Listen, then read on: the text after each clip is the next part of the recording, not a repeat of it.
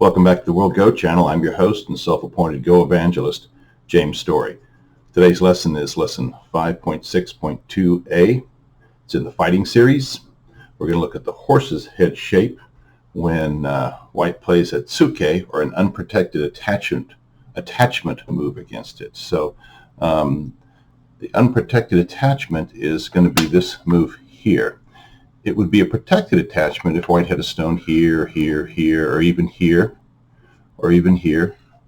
Or it'd be a hane if white had a stone there or there, and a clamp if white had a stone there. But since white's this little white soldier is running up and slapping the other stone on the side, the opponent's stone on the side, it's called the Tsuke move, or an unprotected attachment. So the other two moves that white might make to try to separate one or more, cut off one or more of these stones from the other two, is this move, which is the usual move, and then this move here, which is played when white really wants to separate these two stones. So we'll look at each one of these in a separate video, but today we're going to look at this one right here. Before we start, though, I want to look at, just quickly review the cross cut, because this will have bearing on today's video. So here's the cross cut, and let's say that let's say black is here and white slaps it, black hanes, and white cross cuts, and now it's black's turn. So black usually extends out with one of these stones in one of these directions, and now you can see that when black plays here, black can play here next and grab this white stone in a ladder, can't they? They can ladder that to the edge of the board. So white extends out, so that doesn't happen to them, and now white has the threat of playing here and grabbing this stone in black, white, black, white, all the way to the edge. So black extends out, so that doesn't happen to them, and now black's next move is here, which will grab this white stone in the ladder. So white extends out here, and they make this kind of a pinwheel shape. So extending out like that is kind of also known as making a pinwheel, or causing a pinwheel, or pinwheeling. So just wanted to throw that in here real quick, because we'll probably that'll bear on today's lesson. So white plays here. Now notice if it's black's turn, they can connect these stones pretty easily with this move right here. These three stones are now connected with a tiger's mouth. If white wedges in between these two stones, if they do anything else, obviously black just connects, right? Easy peasy. So white has to wedge in there, and then black can hane, or rather atari, from one side or the other, and threaten to capture and connect. So white extends out, and now these four stones are connected with two tiger's mouths, and this is the only cut that black needs to prepare to remedy, and you can do it with a solid connection or with a tiger's mouth, loose connection, hanging connection, whatever you want to call it. The mouth shape doesn't quite work so well in this, because however black wants to try to ladder these white stones, they're going to push it back and atari this stone here, or if black tries to ladder the white stone this way, they're going to push the white stone and make and that will atari one of black's stones. So the mouse connection, this connection here, little mouse shape there, is not used usually to solidify this, but a tiger's mouth or a solid connection instead. Okay, so if it's black's turn, they just do this move here. Occasionally they might do this move if white already has stones here. Obviously they would have to do something like that, but probably if white already has stones there, black should have taken some action previously to try to prevent white from separating the stones. Anyway, this move is to white try to separate these two. This move is to cut one of these stones off, and this move is to definitely try to cut this stone off from either of these two. Black has a couple of different options here. One is to actually connect these two stones with a tiger's mouth and then threaten the atari and a black connection up here somehow. All right. But this allows white to either extend out this way or extend out this way. So once black plays there, then white can cut here, and their next move could be to try to ladder this black stone. Black would of course, pinwheel out or extend out. And now they're threatening to connect this, to capture this stone in the ladder, aren't they, by black playing there. And white needs to extend out that way. So they kind of made a pinwheel shape there coming from the cut.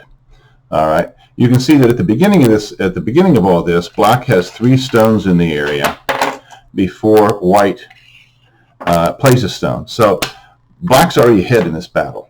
Their stones are a little farther apart than they are in the dog's neck, but they're already ahead in this battle because they have 3 stones in the area. And so white's going to need some stones around here to help in cutting this stone off. So once again, black can play here, but it lets white decide on which side they're going to cut. Oops. Whether they want to cut this side or extend out this way and cut this side. But if black says, you know, it's really important that I connect these 2 stones, or that I connect these 2 stones, then black wants to hane on the side that they really want to connect. So if they want to connect these 2 stones, black would hane here. And if they really want to connect these 2 stones, black would hane here. Okay, there are different moves now for white. One is just to simply cross-cut right now. And black has a couple different options. This is one of them, and it threatens an Atari and a capture, and then black stones will be reunited.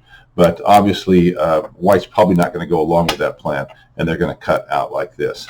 I think a little stronger move for black, though, is this move here, Atari, and then white extends out, and then black pinwheels up here. So the real question here, and then of course black has this move here to Atari the white stone and threaten to capture it in the ladder. Once again, it's going to matter. This fight is going to be determined a lot on what other stones are around in the area. So does this ladder work for black? If it does, they're fine. If it doesn't, then this isn't really a great move. These 2 stones are probably going to try to run away. If they can't capture this one, they're probably going to try to run away and connect to another black group. Notice that these stones also are a little bit weak, and they need to run away and try to connect to another white group, as does this one. So the question is, can white maintain this cut? Can they cut this stone off from these 2 stones down here? Another move that white might make when black hanes is to extend down here like this. We can kind of come up to a somewhat similar shape. Black can play something like this, and when white cuts, though, black can extend out here and net these stones. So if white plays here and black plays here, white really has to crawl out this way, which gives black a chance then to decide, is this connection more important or this connection more important? Because black played this move first in response to this move, and black didn't play this move in response to this move, it seems to say that this connection here between these 2 stones is more important than the connection of these 2 stones. So black would probably play one of these moves up here to connect those. But they might do this, in which case white can play here, and then black would probably pinwheel or extend out to here and have this as a threat. But once again, it's going to depend on what else is around in the area. If black says, no, this is really the connection I want to maintain, then black would play something like this. And then white would be able to push down, poke into the tiger's mouth, and get an extra cut. So here they might say, okay, I'm going to try to cut this stone off. Atari's in white's next turn, right? Black goes to here, and then white gets this as a free move. Black captures, and then white extends out to here. This may be advantageous to white. Right now it doesn't look really great, but maybe white has some stones over here and or some stones over here to kind of crunch this shape. Another thing that white might try to do is this, which would allow black to do something similar like this. They would probably not want to Atari here and allow white then to counter Atari, black capture, and white swallow that stone. But once again, it's really going to depend on what else is around in the area. So kind of the summary here is on this, once again, white has 3 moves to try to separate one or more of these stones, black stones, from the other. Black is ahead in the fight because they already have 3 stones in the area when white plays this. If black wants to maintain it, make sure they connect these 2, probably the best move here is this. If black wants to make sure they maintain maintain the connection between these two, then this is probably the best move. And if black wants to make sure they connect these two, then this is probably the best move. Anyway, that's it from the World Go channel from today. If you liked what you saw, please give me the thumbs up. If you haven't subscribed already, please consider that. Also, you can reach us at worldgochannel@gmail.com. If you're new to the World Go channel, we have a number of playlists. Lessons in logical sequence is where I suggest you start. Some lessons are built upon previous lessons, and so that's a good order to go through them in. If the beginning ones seem too easy for you, jump ahead until you find one that's profitable for you. Also, you can chronologically sequence all of these this playlist to see what you've missed since you've been on the World Go channel the last time, or since the last time you've been on the World Go channel. That's what I'm trying to say. We also have Life and Death of Small Groups, Joseki. We have a couple Joseki playlists now. Fighting, which is this one's a lesson of.